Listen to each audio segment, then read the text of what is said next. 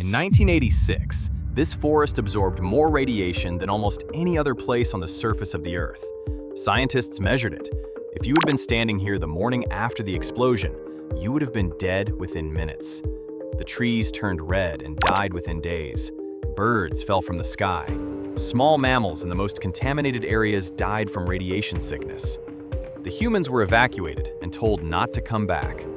For a brief period, this was the most biologically dead 10 square kilometers on the planet. And then something nobody predicted began to happen. Today, there are wolves here, bears, lynx, wild horses, a species of frog that has literally changed color to survive the radiation. And scientists now call this place one of the most biodiverse wildlife areas in all of Europe. This is what happened to the most radioactive forest on Earth. Before any of this happened, before the explosion, before the red trees, before the exclusion zone, this was just a forest. A 10 square kilometer stretch of Scots pine sitting 2 kilometers west of the Chernobyl nuclear power plant in northern Ukraine. Scots pine, Pinus sylvestris, is one of the most common tree species in Europe. The town of Pripyat was nearby, a purpose-built Soviet city of 50,000 people, constructed specifically to house the workers of the nuclear plant and their families. The plant itself had been operating since 1977. By 1986, it had 4 reactors generating electricity for the Soviet grid. There were plans to build 2 more. It was, by the standards of the time, a successful facility. The people who worked there were proud of it. On the night of April 25, 1986, the operators of reactor number 4 began a safety test. The test was designed to check whether the reactor's turbines could generate enough power to keep the cooling pumps running in the event of a power failure. It was a routine procedure, or it was supposed to be. At 1:23 in the morning of April 26th, the reactor exploded. The explosion at reactor number 4 was not a nuclear bomb, but what it released into the atmosphere was, in terms of radioactive contamination, equivalent to 20 times the atomic bombings of Hiroshima and Nagasaki combined. The roof of the reactor collapsed. The burning core was exposed to open air. Clouds of radioactive smoke, dust, and particles began moving with the wind, first north, then shifting west. And directly in the path of that westward shift was the pine forest sitting 2 kilometers from the plant. What happened to those trees was documented in detail by scientists in the years that followed. The pines absorbed radiation at levels that were, in the worst affected areas, measured at between 8,000 and 10,000 rad.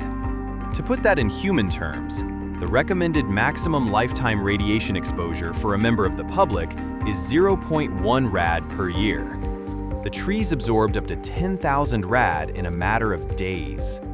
In some of the most heavily impacted areas, the blast exposed trees to upwards of 60 gray, more than 1,200 times the maximum recommended human exposure, in an instant.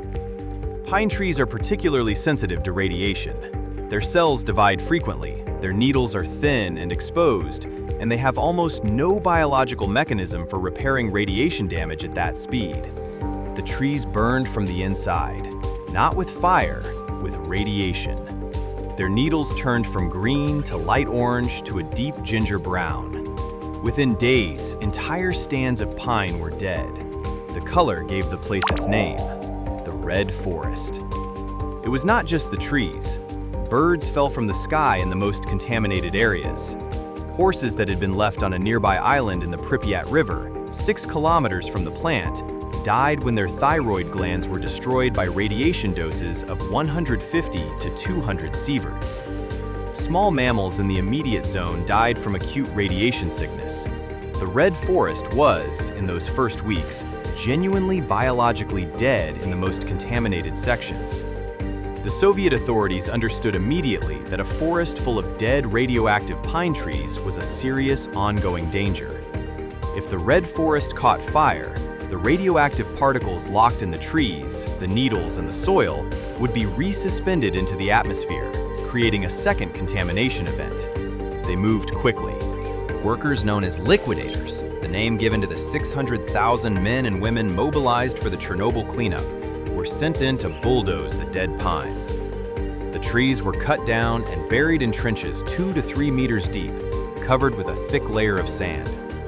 New saplings were planted on top. The contaminated soil went in with the trees. Around the plant, a 30-kilometer exclusion zone was established. A 2,600 square kilometer area of northern Ukraine, roughly the size of Luxembourg, was declared off-limits to human habitation and activity. Around 115,000 people were evacuated. The town of Pripyat was emptied in a matter of hours. People were told to take one bag and that they would be back in 3 days, but it didn't work out that way. Here's the thing nobody predicted. As the humans left, the animals moved in. Not immediately, not in the first weeks when the radiation was at its most intense and the most contaminated areas were genuinely hostile to all life. But within months, and with increasing confidence as the years passed, wildlife began returning to the exclusion zone. And not because the radiation was gone, but because the one thing that is consistently most destructive to wildlife populations across Europe had been completely removed, which is human activity. Research conducted in the Belarusian sector of the exclusion zone found that populations of wild boar, elk, and roe deer exploded between 1987 and 1996, the decade immediately following the disaster. By the mid-1990s, wolves had become so numerous in the zone that they were becoming a nuisance to farmers in the surrounding areas. Scientists from the University of Portsmouth studied the wolf population specifically. What they found was extraordinary. Wolf population density within the exclusion zone was estimated at up to 7 times greater than in surrounding nature reserves, and not because the wolves were thriving on radiation, but because hunting pressure, the primary factor that limits wolf populations across Europe, had been completely eliminated. Then came the animals that had not been seen in the region for far longer. Brown bears returned to the exclusion zone after an absence of over a century. European bison, a species that had been driven to the brink of extinction across the continent, re-established populations within the zone. Eurasian lynx, which had disappeared from the area entirely, came back and began breeding. In 1998, 12 years after the disaster, scientists and conservationists made a deliberate decision. They introduced Przewalski's horses into the exclusion zone. These are not ordinary horses.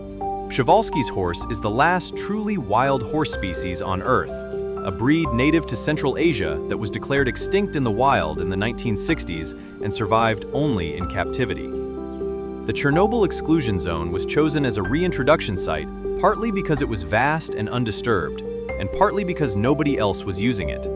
Today, according to documented scientific research published in 2026, the Przewalski's horse population within the Ukrainian part of the exclusion zone has grown to over 150 animals. They range freely across a landscape that was a nuclear disaster site less than 4 decades ago. The birds followed: black storks, white-tailed eagles, and most significantly, the greater spotted eagle, a globally endangered species so sensitive to human disturbance that it had completely disappeared from the area in 1986. By 2019, researchers documented at least 13 nesting pairs in the Belarusian part of the zone alone. A species on the global endangered list, nesting and breeding in the exclusion zone of the world's worst nuclear accident. To document all of this, researchers deployed over 200 motion-sensing camera traps across the Ukrainian exclusion zone. In just 3 months of operation, those cameras produced nearly 30,000 photographs. Wolves, foxes, deer, bears, lynx, bison, horses. All of them living in a landscape that science had predicted would be biologically devastated for generations. Denis Vishnevsky, the exclusion zone's lead nature scientist, described what he was seeing. He said, "With human pressure gone, parts of the exclusion zone now resemble European landscapes from centuries past. Nature recovers relatively quickly and effectively. And then there are the frogs." In 2016, 30 years after the explosion, researchers working in the exclusion zone began noticing something unusual about the local population of eastern tree frogs. These frogs, Hyla orientalis, are normally bright green. The ones inside the exclusion zone were different. Some were dark, some were almost completely black. One of the really interesting stories that we're talking about right now around our desks is about the effects of radiation that are being experienced and are causing effects around Chernobyl. In particular, the frogs around Chernobyl are starting to show signs of the mutations that can occur and the adaptations that can occur in the presence of high doses of radiation. Between 2017 and 2019, scientists collected and analyzed more than 200 eastern tree frogs from 12 different breeding ponds across northern Ukraine, including sites inside the exclusion zone and control sites outside it with normal radiation levels. The pattern was clear. The closer to the high radiation areas, the darker the frogs. In the most contaminated zones, the frogs were almost pitch black. The explanation, published in the peer-reviewed journal Evolutionary Applications, is rapid natural selection. Melanin, the pigment that makes skin dark, is known to absorb radiation and protect cells from its damage. At the time of the 1986 explosion, a small minority of frogs happened to have slightly darker skin than the rest of the population. In the immediate aftermath of the disaster, those darker frogs had a survival advantage. They were more likely to survive, more likely to breed. And over the following decades, their offspring inherited the darker coloration, which gradually became the dominant trait in the most contaminated areas. A 2024 study confirmed that these darker frogs show no signs of accelerated aging or elevated stress. The pigmentation appears to be providing genuine biological protection. What we are looking at in a radioactive exclusion zone in northern Ukraine is evolution happening in real time. A species adapting to an extreme environment in under 40 years. But before we finish, there is one more thing this forest has to teach us, and it happened in 2016. In July of that year, a severe fire broke out in the Red Forest. The UK Centre for Ecology and Hydrology, which was studying the area at the time, documented what happened. Approximately 80% of the forest was burned. The radioactive particles that had been locked in the soil, the vegetation, and the buried trees since 1986, sealed underground for 30 years, were resuspended into the atmosphere by the fire. Ukrainian authorities measured radiation levels at the center of the fire at 16 times above normal. Scientists who had been warning for years that fires in the exclusion zone represented a serious secondary contamination risk watched their concerns confirmed in real time. Fires in the exclusion zone are not rare. They happen regularly. The 2016 fire, fires in 2015, a significant fire in 2020. Each one a reminder that the radioactivity buried in the Red Forest did not go away when the liquidators covered it with sand. It is still there, in the soil, in the trees growing over the buried trenches, in the organic matter on the forest floor. The Red Forest today remains what scientists describe as the most anthropogenically contaminated radioactive terrestrial ecosystem on Earth. That has not changed. A 2023 peer-reviewed study found that Scots pine trees growing in the zone still show elevated levels of DNA damage, evidence that the radiation is still present and still affecting plant life more than 3 decades after the accident. So what happened to the most radioactive forest on Earth? It burned red. It died. It was bulldozed and buried. It grew back.